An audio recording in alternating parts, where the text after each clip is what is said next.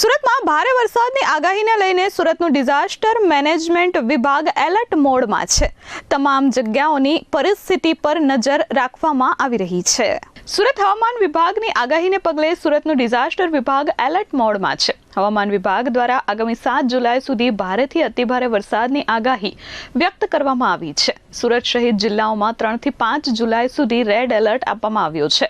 6 અને 7 જુલાઈ સુરત સહિત જિલ્લાઓમાં ઓરેન્જ એલર્ટ આપવામાં આવ્યો છે. હવામાન વિભાગની આગાહીને પગલે સુરતમાં સતત વરસાદી ઝાપટા પડી રહ્યા છે, જેના પગલે સુરત ગ્રામ્યમાં 20 જેટલા કાચા રસ્તા બંધ કરવાની નોબત આવી છે, પરંતુ વૈકલ્પિક રસ્તાઓની વ્યવસ્થા શરૂ છે. ભારે વરસાદ પડે ત્યારે ખાસ સાવચેતી રાખવા ડિઝાસ્ટર વિભાગે લોકોને અપીલ કરી છે. મારું નામ સાજિદ મેરુજઈ, નાયબ મામલતદાર, district emergency operation centre, collector office, Surat. હાલમાં જે વરસાદની સ્થિતિ છે તેમાં ભારતીય હવામાન વિભાગ દ્વારા 1 જુલાઈથી લઈને 5 જુલાઈ સુધી ભારે વરસાદ અંગે રેડ એલર્ટ સુરત જિલ્લા માટે આપેલું છે. 6 જુલાઈ માટે ઓરેન્જ એલર્ટ છે. આને સંબંધિત વરસાદ પણ સુરત જિલ્લામાં વરસી રહ્યો છે. આજે સવારેથી લઈને અત્યાર સુધીમાં 262 mm જેટલો વરસાદ અંબિકા તાલુકામાં વરસી રહ્યો છે. તેમજ અત્યાર સુધીનો સુરત જિલ્લાનો એવરેજ વરસાદ 258 mm થઈ ગયો છે. આ ભારે વરસાદની સ્થિતિમાં સુરત જિલ્લામાં ગઈકાલે એક દુઃખદ બનાવ બનેલો હતો, જેમાં માંગરોળ તાલુકામાં વીજ પોલ પડવાથી એક યુવકનું મૃત્યુ થયું હતું. આ સિવાય અમુક કાચા મકાનોને નુકસાન થયું છે.